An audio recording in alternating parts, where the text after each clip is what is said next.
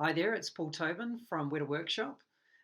So I'm the lucky designer that gets to pick the winners for the Junior Earth Guardians Costume Challenge. Right, so firstly, a big thank you to all of the amazing entries that we received. There's some really fantastic ideas and beautiful technique. To be honest, it's been really hard to get it down to just 5 winners, and in fact, I couldn't. So we're actually going to have 6 of these copies of White Cloud Worlds heading out to the winners instead. So, without further ado, let's just take a look at those 6 winning entries. So, first up, we have Harley, the Deep Ocean Guardian by Harriet Buchanan. I really love the sort of beautiful flowing nature of this design, and the colors are beautiful. Uh, I really like how the character's posed to make it feel like she is floating and underwater. Not an easy thing to do, and I think it really helps sell the design. Also love the sort of inspiration that she's taken from things like jellyfish, and also subtle little things like the little anglerfish style glowing light up on the head area, which I think is really, really cool as well. Some really, really carefully well thought through ideas, and also some really beautiful design. Okay, next one up we have is Pele by Izzy Johns, and she's a goddess of fire.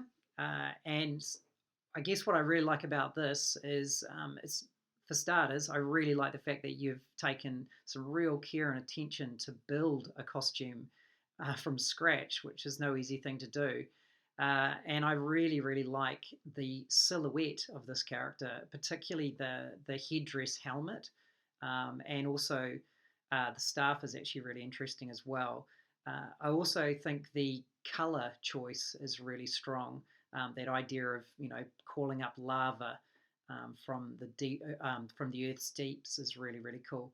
Obviously, there's a strong Pacifica theme to this, and I like the fact that you actually managed to make it out of materials that you actually brought back with you from Samoa. And I really like the subtle nod to, say, something like tupper cloth in the patterning and colours on the sleeves and legs. So yeah, really beautiful design and beautifully made. So well done. Okay, so this one is by Hunter Black, and this is the Comet of Elemental Arms. And what I really liked about this was that the concept has actually been really driven by the title of the character. The idea that rock is strength and fire is power, and so combining them, you do get a comet, which is a kind of an interesting idea. Also, the arms, the powerful arms and the protective nature of that. I really like how you've posed the character to sort of reflect that.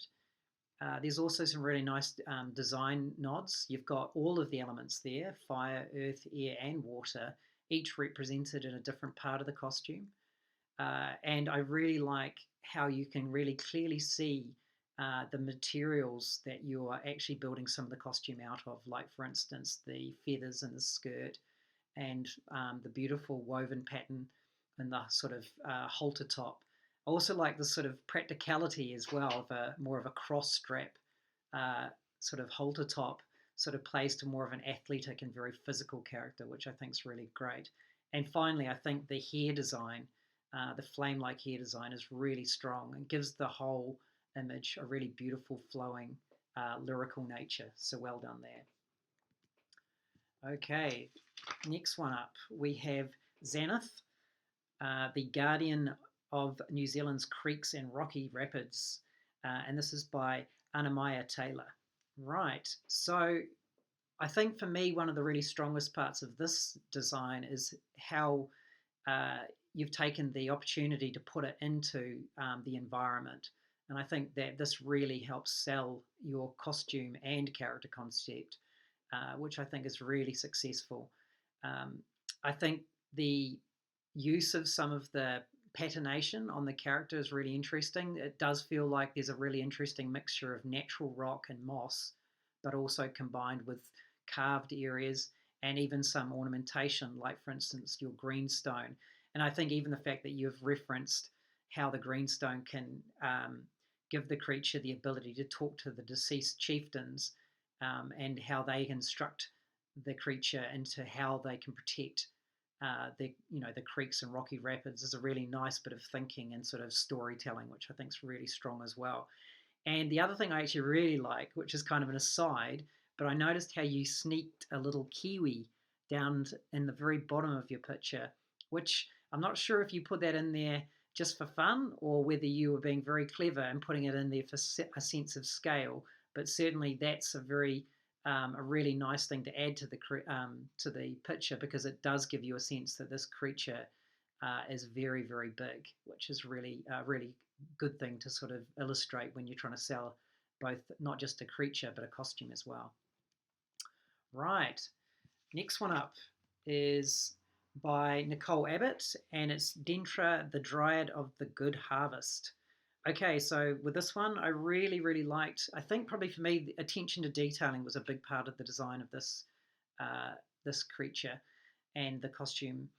And I think the integration of the costume and the creature, I really like how, you've got natural elements like the horns growing out of the head, which is obviously more of the dryad aspect, but then you still have some costuming aspects as well, like for instance the vines creeping up the legs, which are reminiscent of sort of Greek sandals, and also sort of a bit of a nod to the Greek legend with the leather skirt, and the Greek meander pattern around the belt. So all of these things combining with the more natural designs is a really interesting combination. I also really like the design of the upper part of the costume, with the tree sort of creating those really strong shape going up the middle of the character, and the accent of the really strong blue necklace around the neck is a really nice piece of detailing that pulls the eye up to the sort of upper part of the character, which I think is a really nice nod.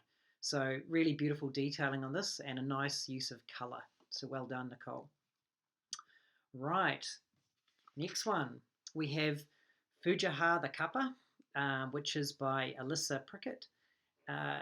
This was I really enjoyed this one. It was a fun one, a playful one. I thought was really cool.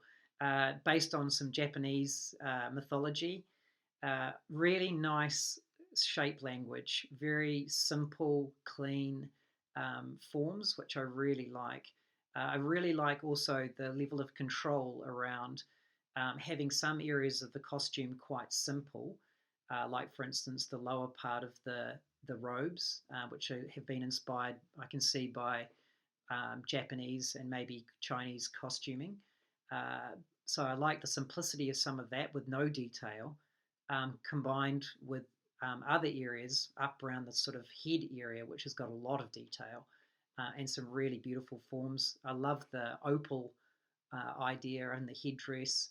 And I kind of love the little sort of side mention that you mentioned that the character is wise, but also kind of clumsy, which is kind of cute. Okay, so thanks again to all of the entrants that participated in the costume challenge. It was a lot of fun looking at your designs. And I guess I better get busy now and start drawing my guardians inside each of these 6 copies of the book. So I better get to it. Okay, take care and stay safe. Bye bye.